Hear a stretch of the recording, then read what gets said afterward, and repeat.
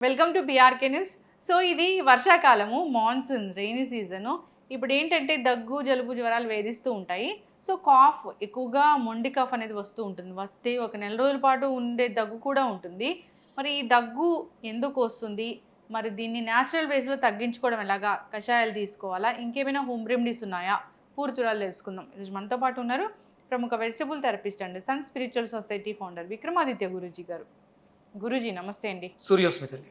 గురువుగారు, అసలు ఇది వర్షాకాలం అట్లా వర్షం పడిందంటేనే మాక్సిమం మనం ఎవరికైనా ఫోన్ చేస్తే ఇంట్లో ఒక్కళ్ళకన్నా దగ్గు, జలుబు, జ్వరాలుంటాయి. దగ్గు అయితే మొండి దగ్గుగా ఉంటుంది. 3 నెలల పాటు కూడా తగ్గని దగ్గులుంటాయి గురూజీ. అయితే దీన్ని ఎట్లా తగ్గించుకోవాలి అసలు? దగ్గు అనగానే సింపుల్‌గా మెడికల్ టెర్మినాలజీలో ఒకటో రెండో అంటే కఫంతో ఉందా? హ్మ్. కఫం లేకుండా ఉందా? వెట్ కాఫా? డ్రై కాఫా? హ్మ్. రెండే మాట్లాడతారు. హ్మ్. మన వెజిటబుల్ థెరపీలో నేను హ్మ్. దగ్గుని 12 రకాలుగా చెప్తా. అబ్బో! 12 టైప్స్ ఆఫ్ హ్మ్. దగ్గులుంటాయి. ఇప్పుడు మీరు మాట్లాడేది ఈ సీజనల్ దగ్గుల గురించి మాట్లాడతాం. హ్మ్. అది చెప్పమంటారా? మొత్తం 12 ఎక్స్‌ప్లెయిన్ చేయాలా? సీజనల్‌గొచ్చాయి. కానీ సీజనల్‌గొచ్చినా సీజన్‌లా ఉండట్లేదు. 3 నెలల పాటు ఉంటున్నాయని చెప్తున్నారు. నేను అంటే లాస్ట్ మీ వీడియోలో రాసారనమాట. నేను ఒకళ్ళతో మాట్లాడుతూ ఉన్నాను. ఇంచుమించు 2, 3 ఏళ్లుగా మాట్లాడుతున్నాను. హ్మ్. ఫోన్ మాట్లాడినప్పుడల్లా హ్మ్. అదే. అది అనడమే. ఆ! ఇది దగ్గు. హ్మ్. అంటే వాళ్ళు ఎవరితో మాట్లాడినా, ఎప్పుడు మాట్లాడినా ఆ హ్మ్. దగ్గు అనేది అంటే ఇదొక టైప్ ఆఫ్ అంటే దగ్గుల్లో రకాలుంటాయి. ఎక్కడో ఏ కవో కూడా ఒక సాంగ్ ఒకటి రాశారు. హ్మ్. ముసలోడు దగ్గితే ఎలా ఉంటుంది? హ్మ్. వయసులో ఉన్నవాడు దగ్గితే ఎలా ఉంటుంది? అంటే హ్మ్. ఏజ్‌ని బట్టి దగ్గు మారుతుంది. హ్మ్. ఇందులో 2 రకాలున్నాయి. ఒకటి కడుపు మంట వల్ల వచ్చే దగ్గుంటుంది. హ్మ్. కడుపు మంట. కడుపు మంట. అంటే అసిడిటీ. కడుపు మంట అంటే అవతల వాళ్ళు ఎదుగుతుంటే చూడలేనితనం. అప్పుడు గూడా వస్తది. కడుపు మంట. ఆ హ్మ్. కడుపు మంట వల్ల దగ్గు అంటే ఎక్స్‌ప్రెషన్ అలా వస్తుంది. హ్మ్. కడుపు మంట. ఈ కడుపులో మంట ఉంటుంది. ఎసిడిక్ నేచర్ వల్ల వచ్చే హ్మ్. దగ్గుంటుంది. దానివల్ల గూడా ఆ! దగ్గొస్తది. హ్మ్. అసూయ, హ్మ్. ఈర్ష్య, ద్వేషం వీట్లి వల్ల కూడా దగ్గులొస్తాయి. అయితే ఎక్కువ అందుకే వస్తుందేమో. అంటే హ్మ్. అందుకని 12 రకాలు చెప్పాను. భయమేసినప్పుడు కూడా దగ్గొస్తుంది. హ్మ్. భయపడుతూ కూడా దగ్గుతుంటాయి. దగ్గినప్పుడు కొంతమందికి యూరిన్ డ్రాప్స్ పడుతుంటాయి. హ్మ్. అది భయం వల్ల వచ్చే దగ్గుతో. హ్మ్. అంటే ప్రతిదానికి ఒక సింప్టమాటిక్స్ ఉంటాయి. హ్మ్. మనం చేసే ప్రతి సౌండ్ ఇప్పుడు మీరు స్కానింగ్ చేయించారు కదా! హ్మ్. అబ్డామినల్ స్కానింగ్ చేయిస్తారు. అవును. అదేంటది? Ultra sound scanning. హ్మ్. ఆర్గాన్ చేసే సౌండ్‌కి మనకి డిజైన్ ఆర్గాన్‌గా వస్తుంది. అంతేగా? అవును. అదేమి కెమెరా పెట్టట్లే. మీకు పైన పెట్టేది కెమెరా కాదు. సౌండ్ ఒక అంతే. ఫ్రీక్వెన్సీ. దాన్ని రికార్డ్ చేసి లివర్ ఎలా ఉంటుందంటే, లివర్‌కి ఒక సౌండ్ ఉంది. హ్మ్. లివర్ బాలేనప్పుడొచ్చే దగ్గుని గమనించండి మీరు. మీరు దగ్గుని చూస్తున్నారు. ఇది లివర్ వల్లొస్తుందా దగ్గు? లంగ్ వల్లొస్తుందా దగ్గు అనేది మనకి ఆ స్కానింగ్‌లో తెలుస్తది. అంటే ఎన్లార్జ్‌మెంట్ లివర్ ఎన్లార్జ్‌గా ఉన్నప్పుడు వచ్చే దగ్గు వేరు. హ్మ్. ప్రోస్టేట్ ఎన్లార్జ్‌మెంట్‌గా ఉంటే దగ్గొచ్చే దగ్గు వేరు. లంగ్స్ ఎన్లార్జ్డ్ అయితే వచ్చే దగ్గు వేరు. హ్మ్. ఇన్ని రకాలున్నాయి. ఓహో! డిపెండ్స్ ఆన్ ఆర్గాన్ దగ్గు అలా వస్తది. యెస్. ఆ! అంటే ఏది మనం చిన్నగా అదే హ్మ్. అంటే ఆయుర్వేద వైద్యం, ఆయుర్వేదం నేచర్ ప్రకృతి వైద్యంలో ఇవన్నీ ఉంటాయి. దగ్గనగానే కాఫ్ హ్మ్. సిరప్ ఉంటది. హ్మ్. ఏదో క్యాడ్రిల్లు ఇలా రకరకాలుగా ఉంటాయి. నేను ఒక దగ్గుని ఫేస్ చేశాను. నా ఇంట్లో ఒక దగ్గుని నేను ఫేస్ చేశాను. హ్మ్. నైట్ 9:30 దాటిన తర్వాత హ్మ్. I am decided. నేను తెల్లవారులు కూర్చొని ఉండాలి. ఆ పేషెంట్‌తో పాటు. నా ఇంట్లోనే కాబట్టి. హ్మ్. 10 గంటలకు రెడీ అయిపోయి, ప్రిపేర్ అయిపోయి, శుభ్రంగా భోజనాలు అవి ఫినిష్ చేసుకొని, మంచం మీద కూర్చొని 2 సినిమాలు ఏం చూడాలి హ్మ్. తెల్లారే వరకు. హ్మ్. మళ్ళీ 4, 5 అవుతుల కల్లా నిద్ర పట్టేస్తది పడుకుంటారు హ్మ్. పేషెంట్. నా ఇంట్లో జరిగిందిది. హ్మ్. నేను చాలా రకాల కాఫ్ సిరప్‌లు ఉన్న కాఫ్ సిరప్‌లన్నీ వాడేశాను. నాకు హ్మ్. ఆహ్, మొ గవర్నమెంట్ హాస్పిటల్‌లో సూపరింటెండెంట్ మా ఫ్రెండ్ ఆయన డాక్టర్ గుర్రెడ్డి గారని చెప్పేసని నా ఫ్రెండ్ ఆయన. ఆయన డయాబెటాలజీ. ఆయనకి ఫోన్ చేసామండి. నంబర్ ఆఫ్ సిరప్స్ అన్నీ వాడేసాం అయిపోయింది. అసలు ఎక్కడ అది ఆగల. సింపుల్‌గా ఇన్సోమేనియా అనే హ్మ్. ప్రాబ్లమ్‌కి ట్రీట్ చేస్తే దగ్గెళ్ళిపోయింది. హ్మ్. అంటే బాడీలో వ్యతిరేక దిశలో ప్రయాణించినటువంటి వాయువు వల్ల దగ్గొచ్చింది. పొట్లకాయ వాడడం ద్వారా దగ్గుపోయింది. హ్మ్. అంటే ఒక్కొక్క రూట్ కాజ్‌కి ఒక్కొక్క అంటే ప వెజిటబుల్. ఆ! హ్మ్. అంటే మీకొచ్చే దగ్గు, ఆ సౌండు, ఆ ఫ్రీక్వెన్సీని బట్టి వెజిటబుల్ మారిపోతుంది. ఓకే. ఇప్పుడు మీరు సీజనల్‌గా అడిగారు కాబట్టి సింపుల్‌గా చెప్తాను. ఈ హ్మ్. సీజన్ ఏం సీజన్ అమ్మా? మాన్సూన్. అంటే ఇక్కడ మనకి గాస్ట్రిక్ రిఫ్లెక్షన్స్ ఉంటాయి. హ్మ్. అంటే గోరుచిక్కుళ్ళు దగ్గు పనిచేస్తాయి, పొట్లకాయ దగ్గుకు పనిచేస్తుంది, మంచి గుమ్మడికాయ దగ్గు పనిచేస్తుంది, దొండకాయ, ఈ 4 రకాల కూరగాయలు కూడా దగ్గుకు పనిచేస్తాయి. ఆ, మీరు కాంబినేషన్ ఎలా పెట్టుకోవచ్చు అంటే థ్రోట్ ఇరిటేషన్ ఉంటుంది, స్వెల్లింగ్ ఉంటుంది. ఇరిటేషను, స్వెల్లింగ్, దగ్గు. గోరుచిక్కుళ్ళు ఒక 10, ఒక 100 గ్రాములు పొట్లకాయ, 6 దొండకాయలు కలిపి జ్యూస్ చేసుకుని తాగేస్తే ఈ దగ్గు, గొంతు వాపు, గొంతు నొప్పి తగ్గిపోతాయి.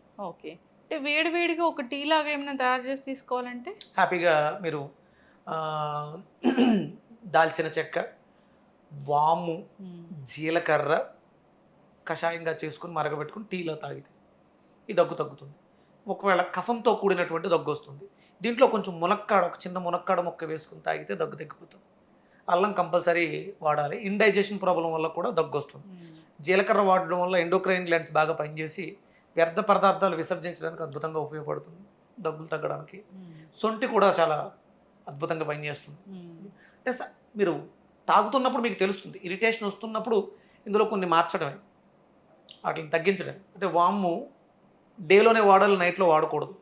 నైట్ మనం ఇది తీసుకోవాలి అనుకున్నప్పుడు జీలకర్ర, దాల్చిన చెక్క, అల్లం వేసుకుని లేదా సొంటి వేసుకుని తాగొచ్చు. డేలో అనుకున్నప్పుడు వాము, జీలకర్ర, అల్లము దంచి నీళ్ళలో వేసి మరగబెట్టి చిన్న మునక్కాడ ముక్క వేసుకొని కషాయంగా తీసుకుని తాగొచ్చు. సూదినింగా ఉంటుంది మంచిగా. ఓకే, దగ్గు అనేది తగ్గుతుంది. మొండి దగ్గు అసలు తగ్గట్లేదని చాలా మంది చెప్తూ ఉంటారు. డ్రై కాఫ్ అయితే బెండకాయలు రోజు నైట్ నీళ్ళలో నానబెట్టి వడకట్టే పొద్దుటే ఒక 1/2 లీటర్ బెండకాయ నీళ్లు తాగితే మంచిది. బాగా ఎక్కువ అంటే నైట్ టైమ్స్ వస్తున్నాయంటే కంపల్సరీ పొట్లకాయతోటే క్యూర్ అవుతాయి. లవంగాలు వేసుకుంటే కూడా కొంతవరకు సప్రెషన్ అవుతుంది అంతే. అంటే రూట్ కాజును పట్టుకోవాలి. కొన్ని దగ్గులు డేలో వచ్చే దగ్గులు, మార్నింగ్ నుంచి ఆఫ్టర్నూన్ వరకు వచ్చే దగ్గులన్నీ కూడా నిమ్మకాయతో తగ్గుతాయి, లెమన్ వాటర్. చాలా మందికి మార్నింగ్ కన్నా నైటే ఎక్కువ వస్తుంది పడుకుంటే, అప్పుడు పొట్లకాయతోటే క్యూర్ అవుతాయి అవి. కఫం అంతా ఇలా చేరి ఇలా వస్తుంది. కఫం వచ్చింది అంటే మునక్కాడ, లంగ్స్లో కఫం ఉంది, ఫ్లమ్ ఉంది, దాన్ని బయటికి గెంటడానికి రెస్పిరేటరీ సిస్టమ్ పనిచేస్తుంది. కాబట్టి మీరు మునక్కాడ చాలా అద్భుతంగా పనిచేస్తుంది. ఎస్, చక్కగా చెప్పారు గురూజీ. అంటే దగ్గు రావడానికి అసలు కారణాలు వేరే వేరే ఉంటాయి. ఉట్టిగా మనము చల్లకాలం వచ్చింది అట్లా దగ్గు రావడం కాదు. సో నంబర్ ఆఫ్ రీజన్స్ ఉన్నాయి. దాన్ని బట్టి అంటే ఇక్కడ శరీరానికి వచ్చే ప్రతి రుగ్మతకి మనసు పాడవటమే. మనం ఇక్కడ పని చేయాల్సింది మనసు మీద. అందుకని ఆ సీజన్ బట్టి మనం దాన్ని ఉపయోగించుకోవాలి. మే, జూన్, జూలైలో వస్తే పొట్లకాయ అద్భుతంగా పనిచేస్తుంది, గోరుచిక్కులు పనిచేస్తాయి. ఆగస్టు, సెప్టెంబర్లో దగ్గు వస్తే దొండకాయ పనిచేస్తుంది. సెప్టెంబర్, అక్టోబర్, నవంబర్లో వస్తే మునక్కాడ పనిచేస్తుంది. అవును, ఎట్లాగూ సీజన్కి వెజిటబుల్ జ్యూసెస్ అనేవి ఆటోమేటిక్గా మీరు అది వాడాలి, తీసుకోమని చెప్తూ ఉంటారు. ఆల్రెడీ అందరికీ అది నోటెడ్. చాలా మంది సప్లిమెంట్స్ అవి మెడిసిన్స్ చాలా వాడేస్తున్నారు. ప్రకృతిలో సహజ సిద్ధంగా దొరికేటువంటి నేచురల్ ప్రోడక్ట్స్ మాత్రమే మీ శరీరం యాక్సెప్ట్ చేస్తుంది. సప్లిమెంట్స్ని బాడీ యాక్సెప్ట్ చేయదు, మందులే లేవు. అంటే ఆయుర్వేదం పనిచేసే రోజులు వేరు, ఆ మనుషులు వేరు. ఆయుర్వేదం తట్టుకునే కెపాసిటీ ఇప్పుడున్నటువంటి శరీరాలకి లేదు. ఆహారమే ఔషధంగా వాడండి, ఆహారంగా కన్నా ఔషధంగా వాడండి, అద్భుతమైనటువంటి రిజల్ట్స్ చూస్తారు. ఎస్, చక్కగా చెప్పారు గురూజీ.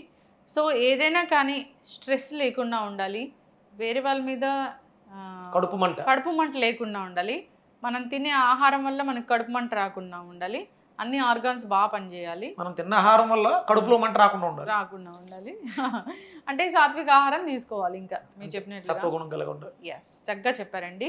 సో దీనికి రెమెడీస్, హోమ్ రెమెడీస్ అంటే ఉన్నాయి, వాడుకోవచ్చు. కాకపోతే ఆ రూట్ కాజ్ ఏంటి తెలుసుకొని దాన్ని ట్రీట్మెంట్ ఇస్తే కనుక, దాన్ని తగ్గించుకుంటే కనుక పూర్తి స్థాయిలో ఏదో ఇవాళ వచ్చింది రేపు వెళ్ళిపోతుంది. లాంగ్ టర్మ్ లో ఉన్నాయంటే కంపల్సరీ అది ఏంటనేది మనం డయాగ్నోస్ చేయాలి. డయాగ్నోసిస్ అనేది చాలా ఇంపార్టెంట్. అది ఎవరికి వాళ్ళకి వ్యక్తిగతంగా తెలియకపోవచ్చు, అందుకనే మనం మాట్లాడుతూ ఉంటాం, అవి వాళ్ళకున్న డౌట్స్ అన్ని క్లారిఫై చేస్తూ ఉంటాం. ఏమన్నా మీకు అలాంటి డౌట్స్ ఏమైనా వస్తే మెసేజ్ చేస్తే నేను దానికి రిప్లై ఇవ్వడానికి ప్రయత్నం చేద్దాం. కాల్స్ కూడా పెడదాం గురూజీ. ఇప్పుడు ఎవరికైనా డౌట్స్ ఉన్నాయి, మీతో లైవ్లో మాట్లాడాలంటే అలాంటిది కూడా మనం ప్రోగ్రామ్ ఏర్పాటు చేద్దాం. ముందుగానే ఇంటిమేషన్ ఇద్దాం, టైం కూడాను. చాలా చక్కటి ఇన్ఫర్మేషన్ అండి, ధన్యవాదాలు. సూర్యస్మృతి.